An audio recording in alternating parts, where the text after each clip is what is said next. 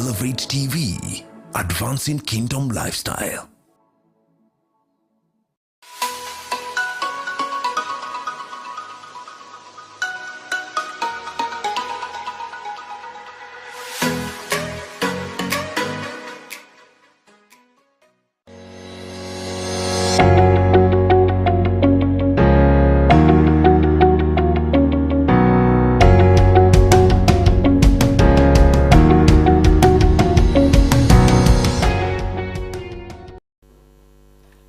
Good morning. Welcome to the Monday Morning Digest. I'm your host, Godfrey Gishoke. This is your usual favorite show every Monday morning, and we are here live on Elevate TV.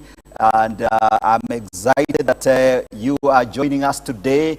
Today is going to be very, very interesting indeed. I have a special guest with me on the show who I'm going to be introducing. Today we want to talk about leadership. And we want to talk about leadership from a very broad perspective. Leadership in Africa.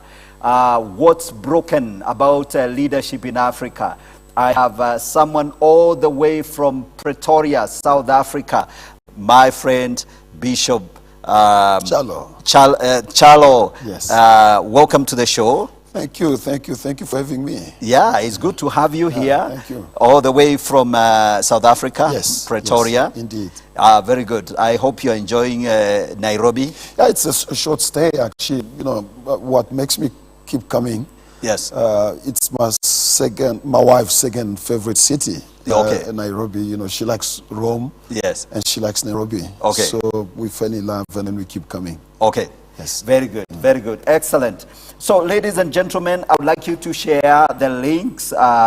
We want you to take time, share the links. We are live on Elevate TV Kenya Facebook page and the YouTube channel. Please go ahead and share the links with your friends and get them to join us in this conversation. As usual, we are going to be, taking your comments and your views. So please just join this conversation and let's talk about leadership in Africa. What's broken about leadership in Africa? So I'm sharing, and you too should share. Please go ahead and share, and let's join in this particular conversation today. I also want to make sure that I share with some of the other people that are watching on the YouTube channel,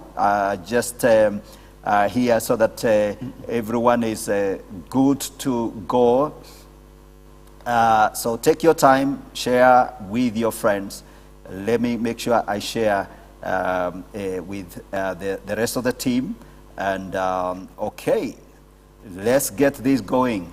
Let's get this going.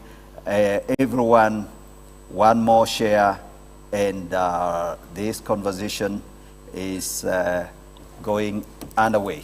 Great, excellent. So I'm going to get this conversation going. Like I've said, we are talking about leadership and what's broken about African leadership, broken dreams. Yes. Bishop, I really feel we want to talk about the leadership, and both we'll touch many things. That's correct. We'll touch many things. Yes. But let's start from your story. Yeah. Your background. How did you get into your bishop? So first of all, give us your story. Good. Yes. How much time do you have, Pastor Godfrey, for my story? So I'm giving you 2 minutes. Maybe I need the whole day. No, just Yes. kidding. Yes. Actually,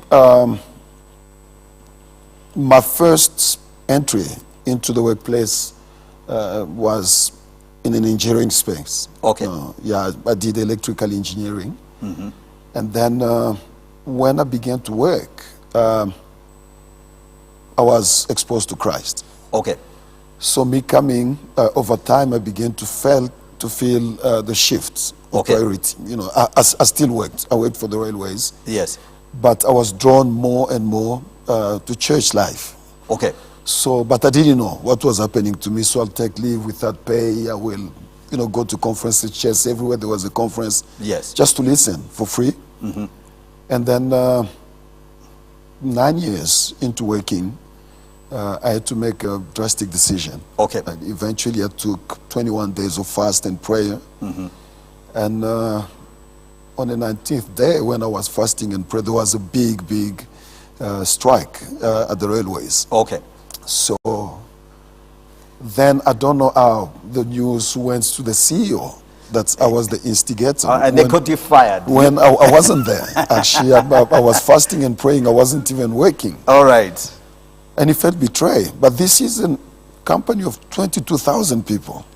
So you know, the trouble is you went to pray and fast. That's correct. And so you caused the riot. That's actually, correct. actually. That's Yes. correct. So eventually, you know, someone traced me, Yes. and they got me. So then there's a CEO, there's the top directors, Yeah. and the meeting lasted 5 minutes, and I was fired. Okay. Then I'm thinking, this is not normal. Yes. So because it was 19th day and I was doing 21, I said, Yes. okay, you know, I might as well go complete my time of fast and prayer, and Yes. then we'll see. Yes. So I finished, and then I began to ask God, you know, if I'm fired, even if I go full time, because I'm sensing it's your answer to my prayer. But if on my CV, he was fired, Yes. you know, the issue will be now he's into ministry because he lost his job. Right. So show me a sign. Yes. And then 2 months down the road, Yes. the CEO tells the director, getting back Okay. to work. So they called me that, you know, the man said you can come back to work. Right. So I got at the office at 7:30 in the morning, and by 7:35 I resigned. All right. So I've been going into full time for 32 years now. Okay. Yes. All right. 32 years in full-time ministry. Yes. And that's South Africa. Yes. Okay. Yeah. Were you born, you grew up in South Africa? No, yes, I'm not grew up, no, because I hoped in different places. Yes. So I've got a part of mine in Europe, part of mine in the Congo. Yes. And then a big chunk of my life is South Africa. Yes. Okay. Yeah. Excellent. Yeah. Excellent. So, but the railway, you were working in South Africa? No, that was Congo. Oh, that was Congo. Yes. All right. Yeah. Very good. Yeah. So you got into ministry, Yes. and that's when you got into the full gospel. Full time, yeah. Full gospel churches, denomination. Actually, that's an interesting question. Yes. The full gospel is just, we believe that you cannot run a church without embracing the full gospel. Right. But many times people think we are connected to the full gospel movements. No, it's an independent church. Okay. But that its philosophy is Yes. you cannot do church life if you don't embrace the full gospel. Okay. Very So good. that's why we had to unplug full gospel on our name. Yes. And just remain with Ramah Right. because of legal papers. Yes. Yes. But you belong to an independent movement. Okay. Excellent. Excellent, Bishop. So I'm very happy that you came to Nairobi. Yes. Perhaps you could tell us, what you've been involved before we now dive into the leadership. That's correct. That's So correct. what have you been doing? What brought you to Actually, Nairobi? I have a very good friend of mine in Nairobi, Bishop Mwalili. Yes.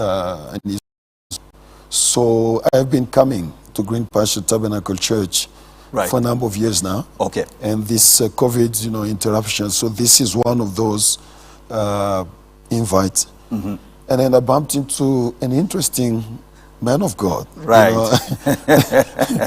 Apostle David Juma. Yes. And I thought, wow, God have, a sense of humor. Because Right. I've never been exposed to someone who engages congregation and in 1 minute he can, hook you.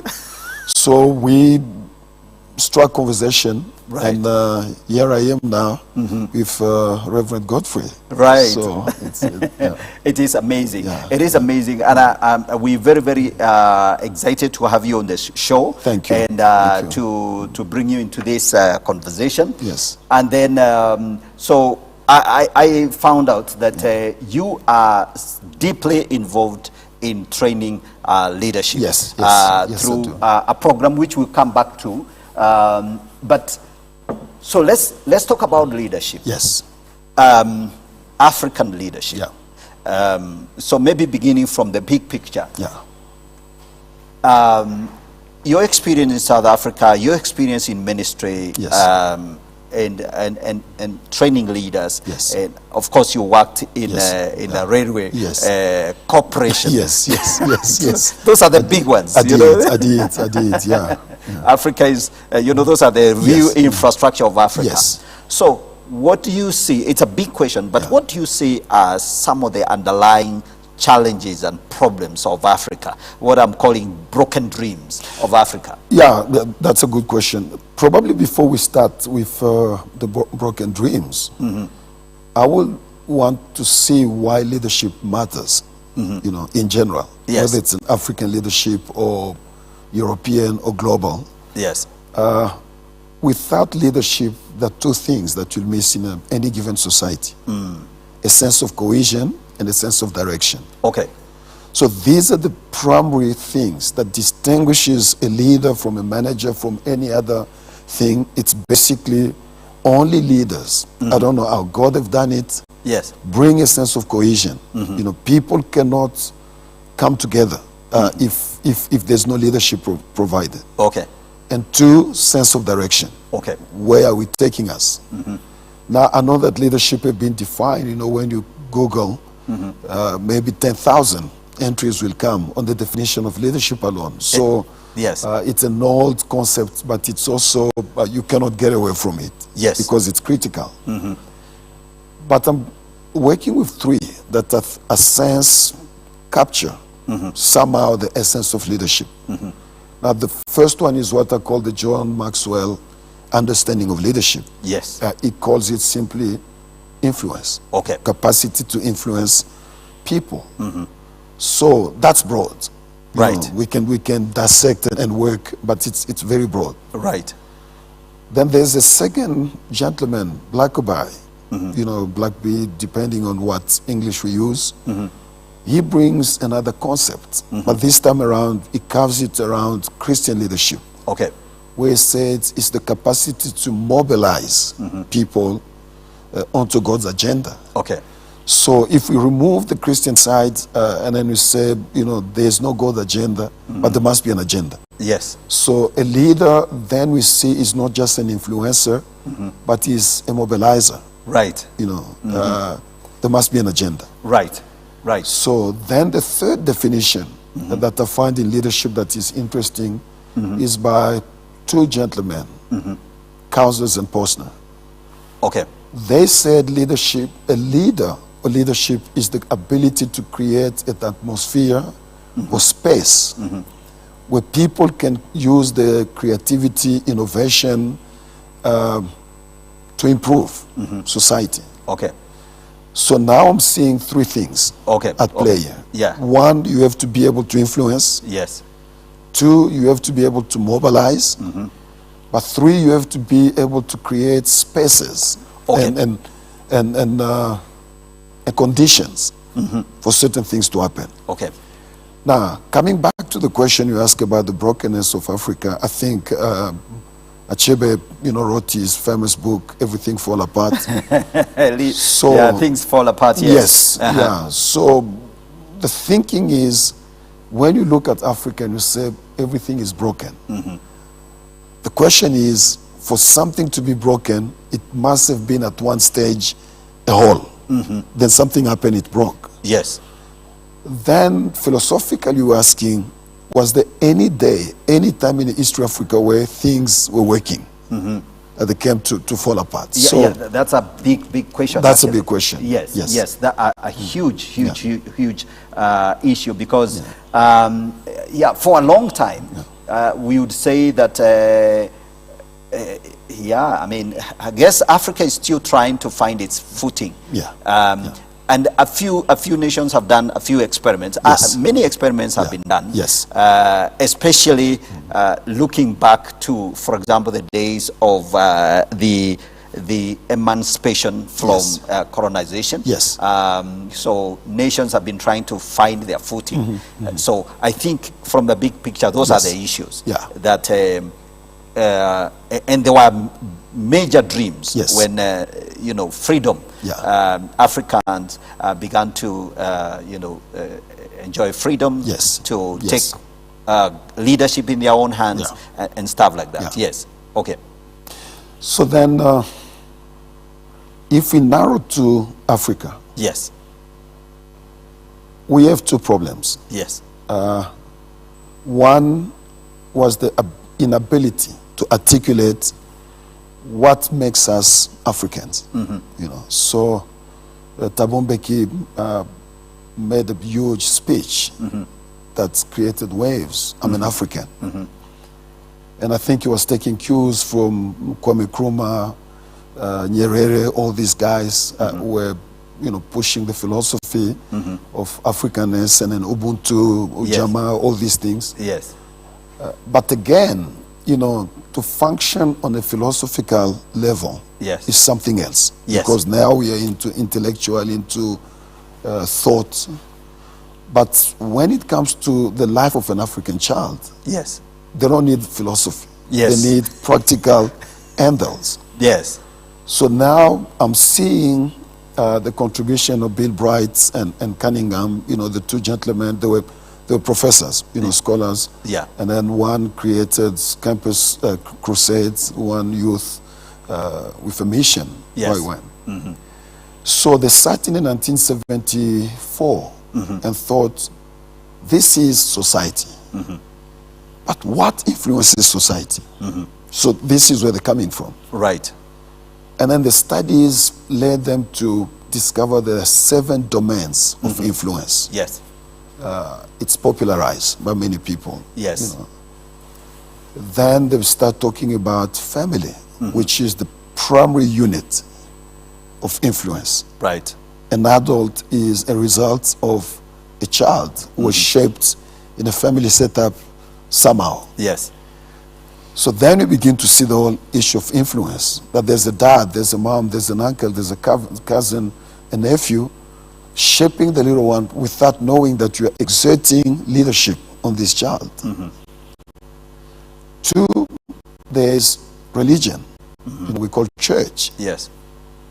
Church is a very important entity because it's proven that out of all institutions that influence people, church is the only place where people come with almost zero resistance. They just open canvas where they say to the leader, write anything you want on us. That's why you will see a president, a governor, anybody, a director of company, when it comes to church, if a pastor says, let's go to our knees, he goes to his knees. Say, let's jump for Jesus, he jumps. Because that's a place where there's zero resistance. So then we find a major influence, that one. And then politics. You know, we'll talk about politics at a later stage if you want. And then there's education, then there's media. You know, what you're doing now is dangerous because you shape opinions. People in entertainment business, if a Ronaldo, if a Messi, if LeBron James, whoever wears or something start to trend, everyone want to wear the same thing. Science and technology. Now we are here sitting in Nairobi in your beautiful studio, but people on the other side of the world are able to be with us now. That's true. So those 7, they said, these are influences of society. And I go, okay, they're right. But the question I'm asking myself, who is the influencer of the influences of society? I see where you're I like your systematic thinking. You know, I suppose it sounds like I mean, it's very organized. That's what they require for PhD. That's what they require. You have to have the broad issues and then narrow it down. Absolutely. So the big question is, Eva, these are the major spheres of influence. Family, you know, all those 7. then who influences those spheres of influence? Yes. Then you find that the top leaders do influence those spheres. Yes. So you remove a leader, society breaks down. Okay. Yes. Yes. Yes. Yes. That's where the leaders are coming in. Yes. Leaders influence these spheres of society. Influence, yes. Yeah. So you have leaders, you have influencers, leaders influencing, for example, the art and Yes, entertainment. that's correct. The government. Yes. Politics, family, education. Yeah. Entertainment, science, technology, yeah, research. science, technology. Yes, yeah. absolutely. So you have influencers, Yes. and there is need. So you're saying the real influencers are the leaders. Yes. So you need to identify who are the influencers in those particular That's correct. spheres. Yeah. So let's talk about the genesis. I want us to begin to talk about the academy. Yes, So, yes. So how did then that translate, with that broad understanding, how did that translate to the Advanced Leadership Academy? That's good. That's Yes, good. Thank you for asking. 22 years ago, I was at the train station in Brussels, waiting for my friend to come and fetch me because I was coming from Germany. And for some reason, it took forever. It wasn't coming. Now I'm frustrated.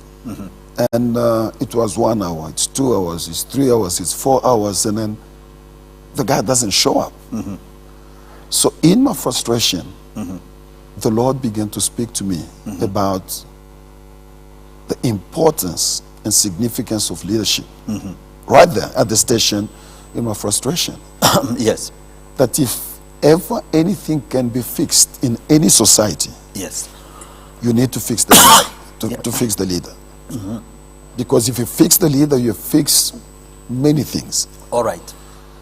So then the ideas begin to come, and that's basically the genesis of Advanced Leadership Academy. Okay. Because I thought not many people have the time, the means to go to a proper institution. But we can do condensed small tracks. Yes. Where we give leads and that people can follow and develop more. So that's the Leadership Academy. Okay.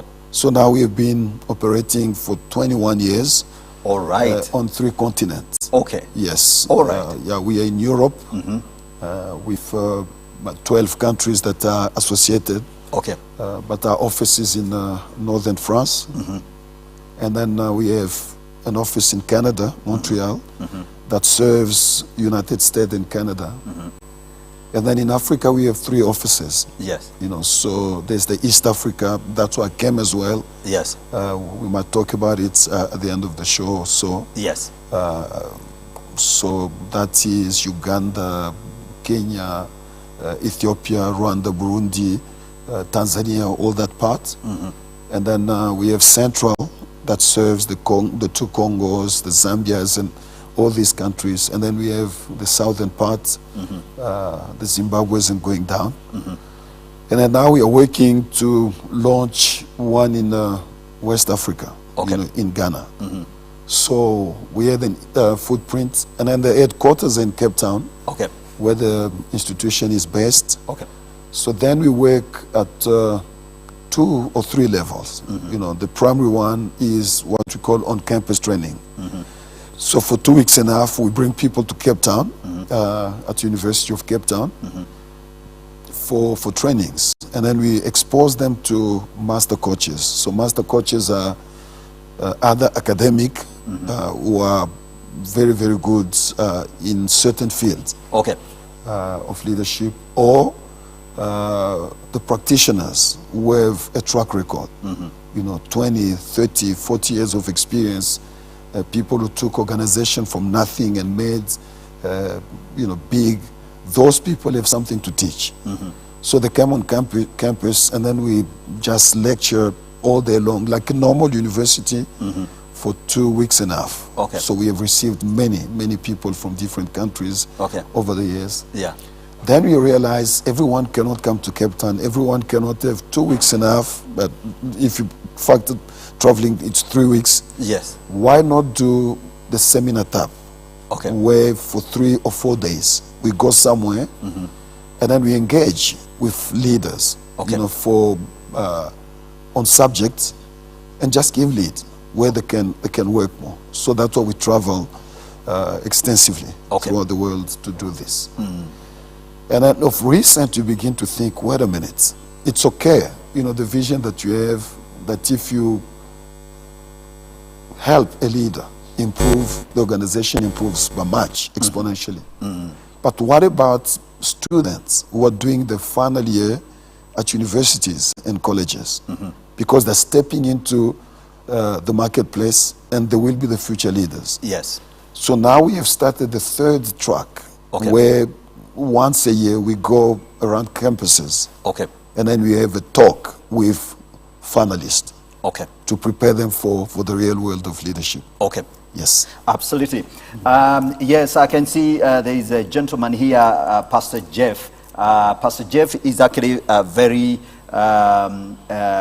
you know, he's very keen on leadership. He trains the leadership. He's saying excellent discussion here, already edified. So, Pastor Jeff, please, you know, tell us more. And if you have any questions for my guest here, you can go ahead and ask.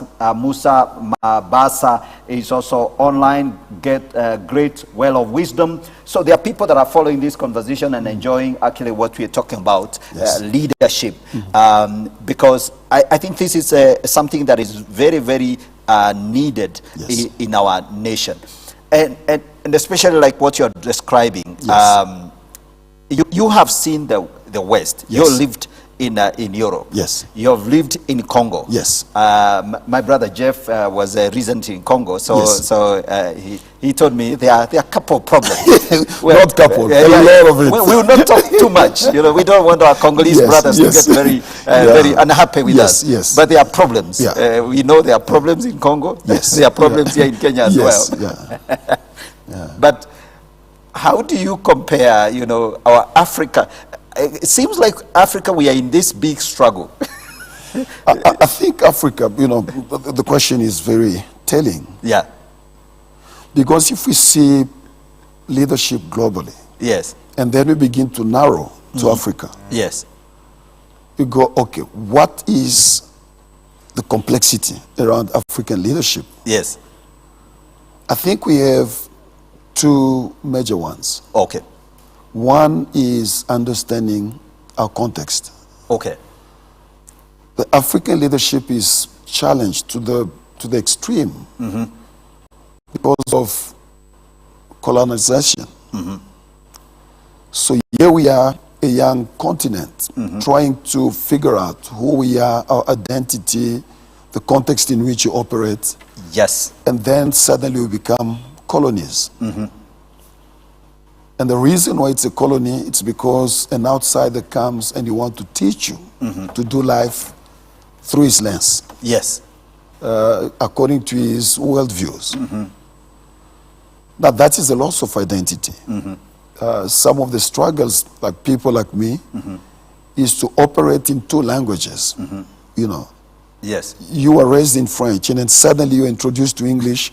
And then people are shocked. You are neither good in French, neither good in English. Yes. You become average. Not because you're not smart. Yes. But because there are two things that try to operate in the same space. Yes. So that's the issue of African leadership. It's what context are we operating in? Actually, I have some very many questions now that pop up in my mind. Yes. Because I have been wrestling right now, I mean, lately, with the issue of identity. That's correct. The identity. So Africa itself as an entity, as a body corporate, you know, the African dream, what we know as the big African story. I think at the heart of it, one of the, and you have pinned it down, is the issue of identity. That's correct. So one of the challenge, and I would really like to challenge even those who are the academia, maybe this is my version of it, is we seem to not quite to touch anything that can say this is who we are, Yes. this is our project. Yes. So right now the big debate is colonization. Yes. So we think that we are victims of a colonization legacy, which is true. We were colonized. Yes. I mean, every African country has its own share Yes. of troubles Yeah. and colonization legacy. So now, I don't hear people saying what we need to do about that to Yes. close that Yeah. discussion. Yes. Or to say, okay, fine, that was colonization, but this is where we are. Yes. So, and I don't think it will help Africa to blame all our problems Yes. on colonization Yes. and say, look, we can't move forward because of our past. That's So correct. we kind of have to close that. Yes. We have to find like the way they do in counseling. Yes. Connect the lines. That's correct. That's correct. Do you think that leadership can fix that problem? You mentioned Yes. your president's speech, great Yes. speech, and others. Yeah. Yes. Do you think we can? I think it's possible. Yes. Yeah, because once you get in a place where it's not fixable, then you're doomed. Yes. It can be fixed, but it's not easy. Right. That's why we are grateful that Elevate TV is here, Yes. because we voice, we articulate, we Yes. stimulate thought and go, okay, what do we do? Yes. I've heard conversation about identity. I Yes. sat in classrooms where professors taught on identity. But what they haven't told us, that identity is a destination. That you have to start, where is the journey starting to get to identity? Yes. Now, the Yes. beginning of this long journey of forming an identity Yes. is individual. Yes. Now, until individuals are celebrated as such, there will never be a common identity. Right. So then we're sitting here, Pastor Godfrey, and we think, is the African child ever given an opportunity to celebrate who he is? That's a big question. Yeah.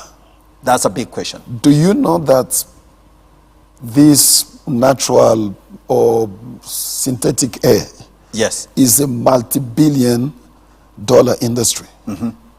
Who buys those air? Yeah, by the way, the hair that women use on their heads. It's not the white child.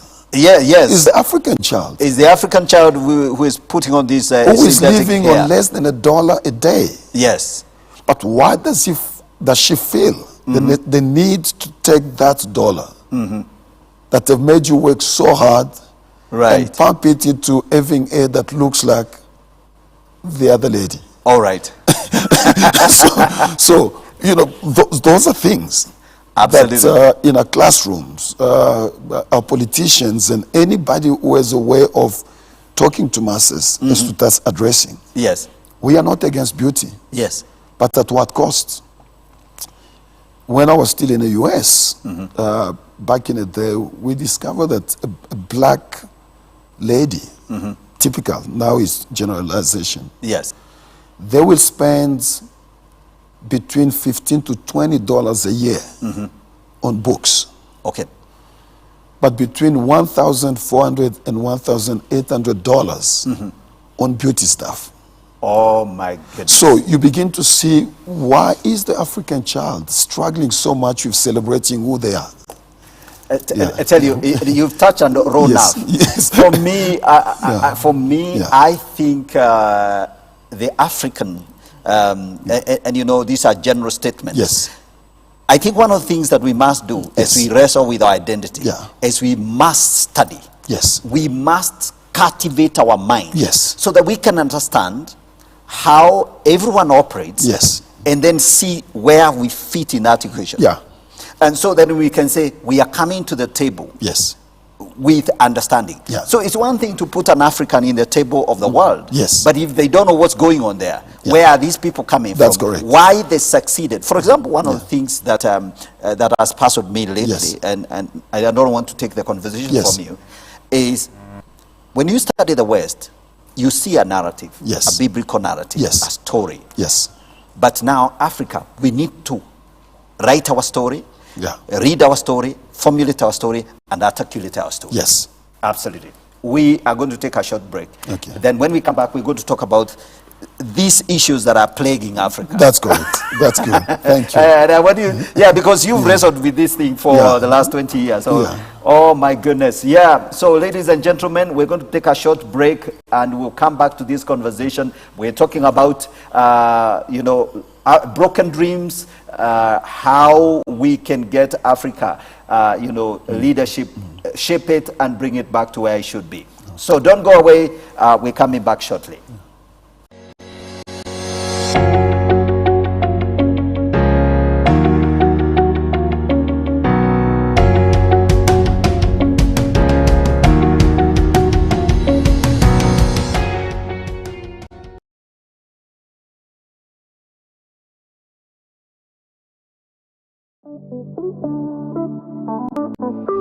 Nico Works Now Trust is a program that comes to you on Elevate TV every Friday at 7:30 p.m. In this program, we dwell into the journey of small and micro enterprises in the country. Tulikuwa tunafulia watu manguo, wengine walikuwa wameandikwa house girls, lakini saa hii tumetoka hapo. You can get the story from domestic workers to people handling 150,000 shillings per month. They're just 13 people. We look at the challenges that they're facing. The city council will harass you for anything, whether you have documents or not. Roads, traffic, such things really affect us. And we tap into the opportunities available in the sector. Hiyo unit tulikuwa tunaambiwa tusikue employees, tujaribu tukue ma employers. So nikaamua naweza anzisha kakao kadogo mashinani. So nikaona badala niuze gas pekee, nikaanza na vitabu kidogo, books za kuandika na stationery. Nikasoga hivyo, after some time nikaona I still can sell the textbooks. Join me, Collins Otas, every Friday at 7:30 p.m. on Elevate TV and let us journey together in this show.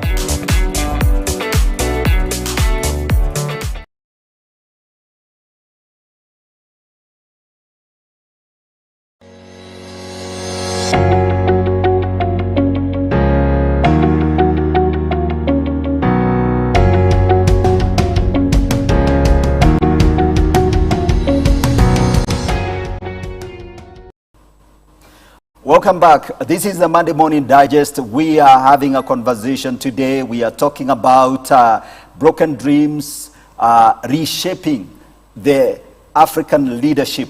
And my guest here, Bishop Tshalo, all the way from Pretoria, South Africa. Cape Town, Cape Town. Yes, I'm in Cape Town now. Yeah, you're in Cape Town. Yeah. But you have an address in Pretoria. Yes. I think that's where I picked that up. Yes. Okay, very good. So, my brother, we're talking about this issue of identity. Yes. Africa right now is wrestling with the legacy of, colonialism. Yes. And we haven't had a closure on that subject. Yes. 60 years later, most of the African countries have been free for that long. Yes. We know South Africa, your country, has been free for about 30 now? 90, yes. From 94? Yes, it will be 30 in 2 years' time. Yes. So 28 years. Yeah. So clearly, you guys by now should have worked out your story. So tell me, how do we then, and I like the way you're going back to the African child. Yes. What are we telling the African child? Based on your interaction with leadership and molding young people, what need to be taught to the African child so that we can shape their idea, their identity? You talked about how people are spending thousands of dollars on their hair and like $20 on their books, cultivating their mind. Yeah. Tell us. Well, that's a good question, Pastor Godfrey. Let's put it this way. You are a man of the cloth. Yes. Yes, it took some fighting for Israel to be set free and released from bondage. Yes. But it took forever to get Egypt out of the system. Absolutely, yes. Because the African story, the biggest issue is not independence, the departure of the white man, but it's the wiring. Right. How do I read me? How do I understand me? How do I filter who I am? Things as petty as accent. It's a major thing. Yes. An African child who speaks with a British accent or an American accent is celebrated.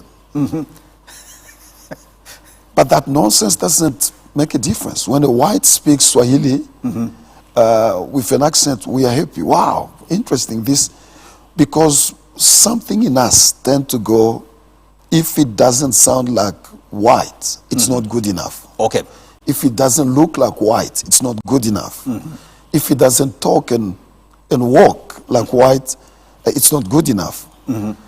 Now, then again, I'm coming to your field of work, you know, the clergy.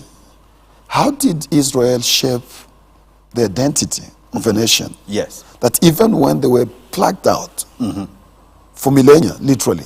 Yes. But the Jew, whether is in Pakistan or America or Nairobi, he never forget who he is. Yes.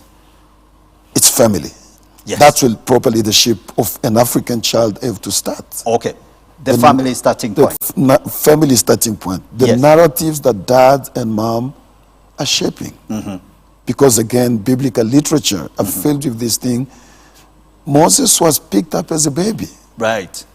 But how did he know that even if I'm in a palace, even if I eat, but those people there are my people? I think it was Mama. Yes.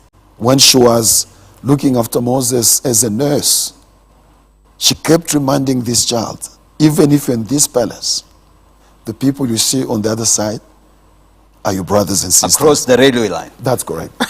So therefore, we should never, as African, undermine the power of dad and mom's leadership. Okay. It has to start there. All right. Yes. Yes. So we need to cultivate the leadership at the family level. Yes. So build from there. Build from so there. we need to provide the tools Yes. that can help nurture leadership Yes. at the family. Yeah. The stories we tell our children. That's correct. The books we buy for our children. Yes. And And the way we model ourselves. we model ourselves. Yes, it's the biggest teacher of a child. Okay. Because if a child grows up and sees dad is okay to be in his own skin, mom is okay to be in her own skin, they don't try to be someone else. Yes. Then you are sending the message to your child that it's okay to be you. Because it only takes individuals to start that long journey to get to identity. Absolutely. Otherwise, we will have to wait 4 or 5 generations before we get there. Right. So we have to start the journey, Yes. and then start taking, you know, those different stations that lead to identity slowly in our stride. Okay, okay. I think matters well very said. And I have this gentleman here who is following us, Musa Mabasa. I hope I've said that right. Thank you for ALAC, that's Advanced Leadership Academy. I was greatly impacted and helped by ALAC Joe Bag seminar. The seminar approach helped those of us who can't get to 2 weeks off and far from Cape Town. So Yes. this is somebody who is very happy with you know, your program. Yes. There is another gentleman here, Kagolena Kogelani Choke. Yes. He says that a well of wisdom. Wow. Jeff Gishoke is here. Identity is huge. Why we Africans seek to look like another. Definitely, we have to recapture our mind. Yes. That reshaping. We're Yes. talking about reshaping Yes. here. Because we're saying, if the next generation of African leaders That's correct. are going to make a difference, Yes. they must be reshaped. Yes. They must find their footing, Correct. their identity. Yes. And they must shed off Yes. the hangover of, I have got to look like a white man. That's correct. I know we are in ties, Yes. clearly. You know, Yeah, that's fine, we could but be guilty of... No, it's a global. I don't think everything that is white is wrong. Exactly, and that's the Yes. other thing we need Yes. to say. Yeah, I don't think so. Now, this is how this thing works. Yes, These are influences of society. yes, On top of them, there are leaders who influences of society, the 7 mountains. yes, And then we begin to narrow to African leadership. This is our issue. yes, Our context have to be mastered, Yes. reclaimed. yes, Our content have to be shaped and tailor-made for our population. Exactly. So then we work. Yes. Then on a third tier, that the most important critical thing is the Christian African leader. You see how these things work. Wow. The Christian African leader. That's correct. So in a scheme of refixing the broken Africa, that's where the secret is. Right. Then the prophetic word says, the mountain of the Lord's house will be elevated above all other mountains. Absolutely. So basically, the sphere of influence that will have more impact and capacity is the church mountain. Yes. Now I have you, pastors, bishops, apostles, teachers, evangelists.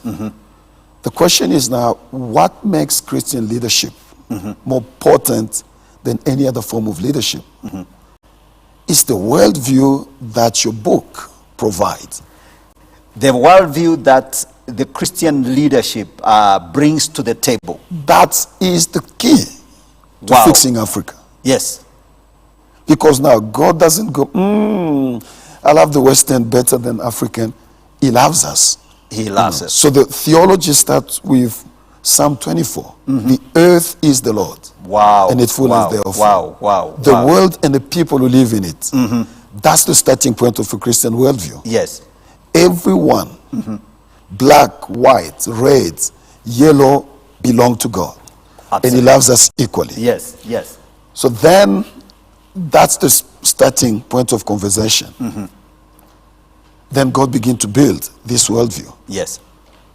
And text says, my story will never be complete until it complements the other person's story. Right. So now we don't fight with the colonizer because it's part of the journey. The leader began to think, what was good about this episode in our history? Yes. Take it. Yes. What was not complete? What was fallacy in what they did? Yes. How do we fix it? But that voice can only be amplified by the church, not politics. Because the church is the crossroads where every other mountain meets. Wow. Yes. That's amazing. I think, and right now in our nation, and I really don't want to interrupt your thoughts.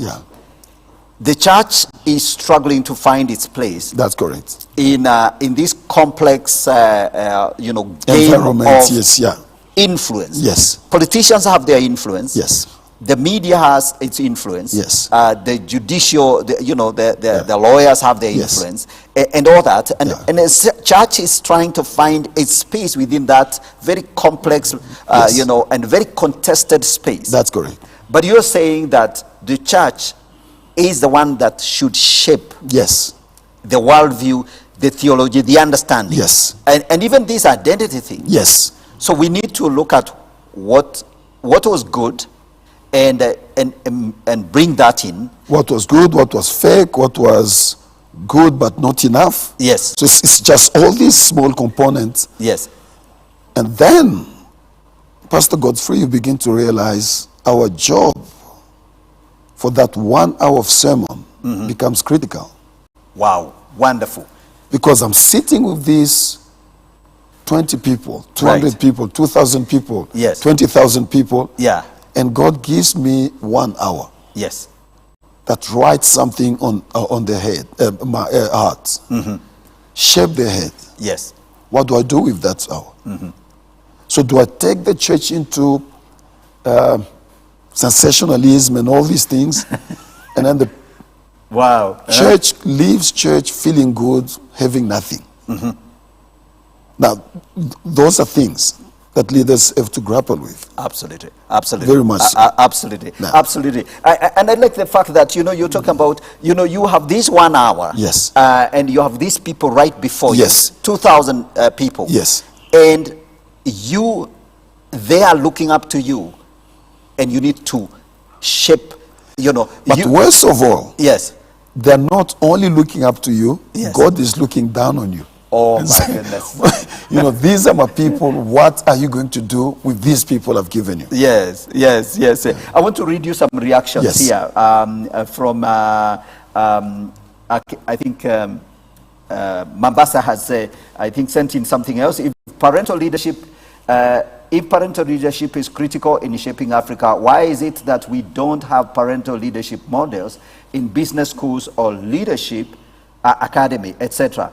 Is there a need for parental leadership model in our African community? So that's a big question, and I would like you to speak to that. He also says all African leaders must hear the teaching of this great leader, Bishop Tshalo, a great theologian and leadership expert. You cannot sit with him and not be stretched in your leadership perspective. And then it's also another gentleman, Goyi, Bululu Goyi. I think this is also a South African, watching my bishop from South Africa. Amazing. So, Bishop, I think you're saying something very profound. Yes. That God is looking down on us. Yes. The people are looking at us. Yes. And so we are in that intersection. That's correct. We are in that leadership space. Yes. The church leadership space. Yes. And this is one of the most critical centers of influence. Yes. And we must do a good job. Oh, yes. Yes. We have no choice. Tell me, Bishop. Yeah. What do you meet with a lot of Christian leaders? Yes. What do you see as the missing link? What are we missing? Is it our theology? It is our, maybe life preparation? Because we need all this life everything counts. Your work at the railway station taught you, how to be, show up in the morning and clock out in the evening and do what you're told. That's correct. So how do you, what's missing in our church leaders? That's a good question. There's a comment that caught my attention several years ago. Right. I think it's in the writings of the founding fathers of the Baptist movement. And this is what the Baptists say. A half doctor is a danger to the patient. Yes. A half pastor is a danger to the eternity of people. It have never left me. Wow. These guys go through loops and struggle for 7 years. To become a full-fledged doctor. And it's general practitioner. Yes. Who will give you a prescription of a headache tablet on this. Yes. But if you want to touch a sensitive part of the body, you have to put another 5 years. Yes. To be a specialist of an eye or a toe or anything. Absolutely. And that is the body. Yes. That even if you look after it one day, it will go. Yes.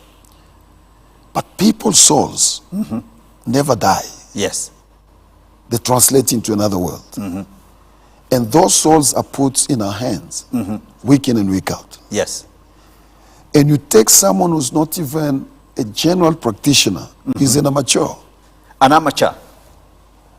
And you put this in his hand, what do we expect you producing as quality of Christians? That's a big problem. This is where the problem is. Yes.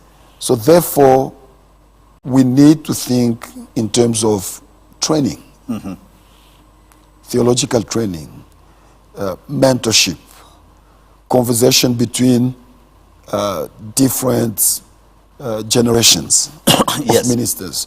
So this thing have to start coming up. Yes. Because what Christian leadership offers more than any other leadership is the biblical worldview. Yes, yes, yes. And the Bible, God of the Bible doesn't know white, black. It's the people of God. Yes. My people. So he had to go and disturb a strong system to liberate people because he loves even the slaves. Yes. So God was not against the Egyptians, but he was against a human being holding another human being as a slave. Absolutely. Yeah. That is, it is so real because my brother, I think one of the things that I find that I've been puzzling about, for example, some of the issues the church should be speaking, for and out for, especially in our political discourse. And I know we haven't touched politics, but we will come to that, very briefly. Yes. is what should the church be actually, championing for in our political discourse. Things like, for example, we can't have slavery of whatever form, whether it's economic slavery, it must be rejected. We cannot allow our leaders to, to hold power and resources and then make everyone a slave. We need a system where everyone is free at whatever level, their capacity to be able to express themselves. The person who sells by the roadside, that's correct, must be empowered, because that's their capacity, that's their level, and on and on. Because anything less of that is slavery. Do you think that's the conversation we should be getting into? Yes, it's well said. Yes. In a circle of theological teaching, there's a big debate going on. Yes. Should we favor political sermons? Now, political sermons is just a technical word to say the day-to-day things that are happening in society. Yes. Should preachers, when you stand behind your pulpit, address issues of life? That's political sermons. Or the other school of thought. So the church is above these things. Let's go into the word and teach a systematic word of God. And as we teach through John, one Sunday, 2 Sundays, it will hit where life is happening. So we are still fighting, you know, which way to go. But I believe strongly that a close look at the Bible, it's not this one or the other one. It's both. Cain kills his brother. There's violence. And those are frightening segments of the scripture. Because the Bible says the soil is crying out to me. But it's a murder between two people. But the soul is crying. So what the Bible is teaching us, anything a human being does to another human being affects even the very creation. Creation itself. Absolutely. So that's one thing that you have to know. Number two, you, the killer, you will never find rest. So now the soil is punishing the violent person. And the violent person have done a disservice to the soil. So what the Bible is telling us, any neglect in what is going on between individuals, it's a big lapse in leadership. So therefore, Kenyans and Kenyans clergy cannot just say, okay, it's fight between Ruto and Odinga, let them sort themselves. Because whatever happens there will affect the people who come to our churches Sunday after Sunday. Absolutely. So now, where the church have gone wrong is to take party. You know, I heard a story, I don't know how true it is. Billy Graham became very popular. And people approached him and said, Reverend, you know, you are the beloved of this country. You are beloved of the Americans. Why don't you run for presidency? Then he goes, why should I lower myself to that level? Because God have given me the world and I cannot be a president of America when I've got the world as my platform. So when a church leader, a Christian leader begin to understand we have been given more than politics. Then we begin to drive society instead of being driven by political leadership. Absolutely. And I think that's very powerful. We drive, so a Christian leader should focus on driving the conversation. That's correct. Driving society, shaping society. Than being driven by politics. And waiting, you know, to play ball with politicians at their own time. And especially when they summon you. Maybe we need to hear if you have any confessions to make, Bishop, now that you've opened that space. Whether you've ever been summoned by a politician. And I have interacted with a lot of them. You know, one thing I'll say, these are souls who want direction. They just sit in seats of power. It's impressive. It's It's poetry when you look from outside. Right. But when you come up close, you go, they are struggling with life exactly as we do. Yes. So, and they want a sound voice that can tell them it will be okay. Okay. God will see you through. Yes. But when that voice doesn't come, then they're confused. Yes. Because what many people don't know, the world of politics look highly at the world of clergy. It's when they begin to interface that they're disappointed. Yes. Because clergy doesn't live up to what they think clergy should be. When a church leader goes to a politician and says, can you put fuel in my car?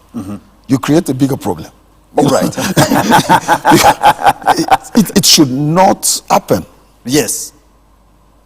So these are crises at our level.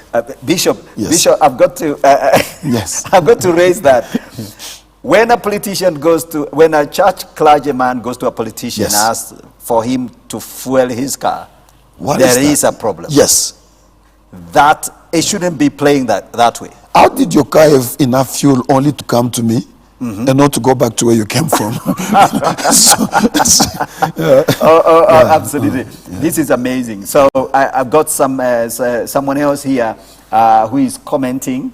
This is Daniel Maluka. The first name is Mojalefa. Yeah. So I think this is another of your friends. African leadership requires the leaders to think beyond their own needs. Yeah. When values are not enacted upon, then they produce vices. That's correct. Well said.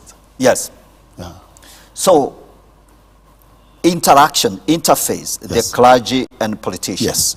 So, it can come down to that. Yes. But there's something I want you to expand a little bit. You mentioned that actually Yes. politicians in their secret room Yes. Yeah. would be very happy if they had a clergyman they can trust, That's correct. who can speak into their lives. That's correct. That's They're the truth. actually looking for that. Yes. But we think that these politicians are self-sufficient. Yes. They are already surrounded by so Yes. much grammar help. Yes. They are riding on our fuel, Yes, yeah. our government resources. Yes. So why should they even have any need at all? But you're saying in their secret chambers, Yes. Yeah. they would love someone who can stand up That's correct. and be there for them. Yes. Pray with their family. Yes. I think you need to tell that to Kenyans. Well, You need to tell that to Kenyan clergy. That actually there is a role to yes. play. Yes. Yes. Oh my goodness. Yeah. Speak that to the clergy. Well, clergy, I'm with you. We are all on the same, in the same team. This is what the Bible says. We have received the highest calling. Yes. That's a lauded text. So there's no calling beyond the calling of leading in a clergy space. Now, if we are the highest, what else do we want beyond the highest? So that I'm engaging us. Yes. That probably the place to start is, let's heal the broken Africa, starting by the broken church. Yes. Frank Chikane is, one of the icons in African contemporary history. He was in a struggle in South Africa. He was the chief of staff of Thabo Mbeki. He was preaching in the user premises in our church last Wednesday. And he says something in his, presentation that really caught my attention. That the problem of Jesus is the church of Jesus. So I'm asking us, yes, we have a lot of work to fix Africa. We have a lot of work to think, what are the broken places where we can start rebuilding like the Nehemiah?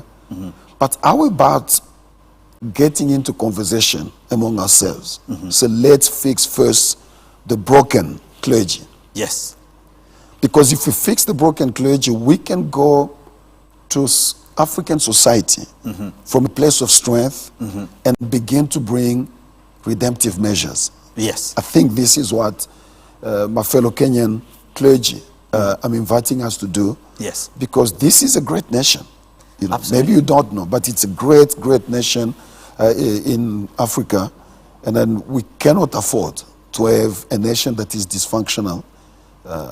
Let's fix the clergy, then we'll fix the nation, and Yes. then the nations will come together. Yes. We can fix Africa. Absolutely. Yes. I like that. I like, you see, maybe one of the things you need to tell us, when you guys look at us from Yes. outside, Yes.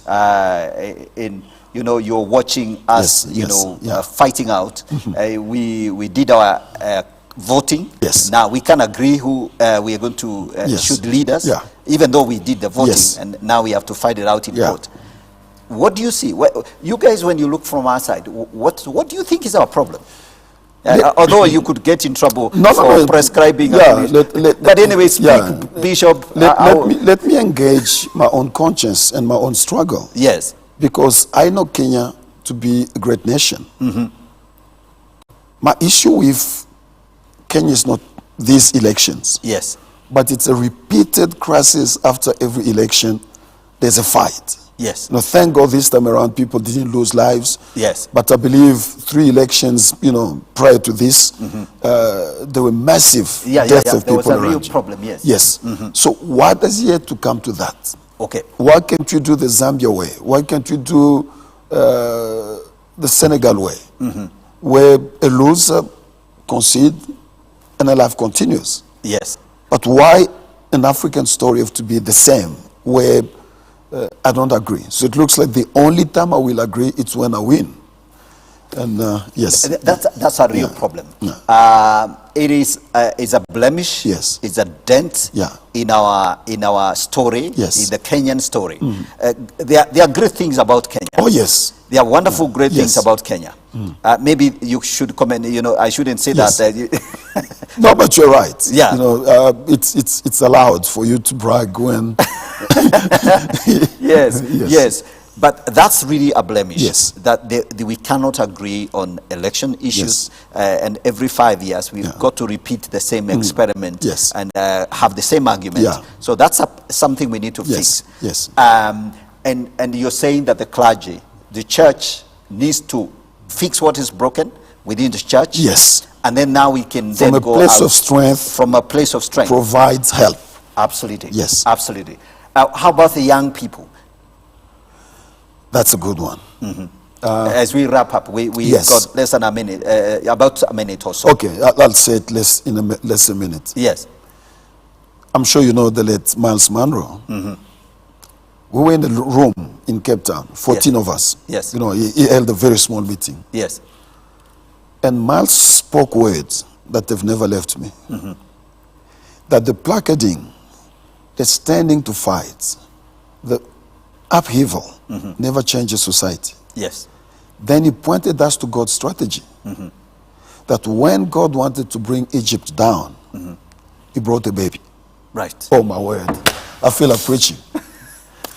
When the Lord wanted to dismantle a system, Yes. he brought a baby. Yes. And what Miles was telling us in that room, 14 of us, Yes. raise the youth, shape them in a certain way, you will change the system. Bishop, I'm so sorry that we got to bring this to a close, but Yes. I love that. Yeah. So we need to shape Youth, the youth. we fix the future. Absolutely. Absolutely. Well said. Well said. Karen was watching. Christian leaders should be given to driving every conversation that touches on the mankind. I tell you, and church role in shaping the African identity, a lot of things, a lot of comments here. It is well known that Africa continues to face socio and economic challenges. It is also evident that the unfortunate trend can only be reversed through enlightened African leaders who are eager, this is a long one, who are eager to address and solve our continental issues through strong values and unwavering integrity. Yes. Thank you so much, Bishop. No, thank you. Thank you. It's Thank been you to you. a pleasure having Thank you you. on this show and giving us so much wisdom. I feel like we should continue another 1 hour, but we got to bring this to a close. Thank you very much. My director is telling me I've got to wrap up. Yeah. So thank you very much. Thank you. We really wish you God's blessing as you go back to Cape Town. Thank you so much. I appreciate it. Take our greetings to your church. I will. And the other leaders. Yeah. And we'll continue this conversation. Thank you. Okay. Viewers, thank you so much for following this conversation. We got to bring this to a close. Thank you very much. Those of you that are watching from South Africa, we appreciate you very much. And thank you for your wonderful comments and following Bishop here on Elevate TV. Thank you very much. We want you to subscribe Elevate TV social media platforms. Make sure you never miss a show. And God bless you. Stay tuned in. We have a lot in store for you. We look forward to another conversation like this. I've been your host, Godfrey Gishoke, and this is Elevate TV. God bless you. Have a great week. Have a great Monday. God bless you. See you another day. Bye for now.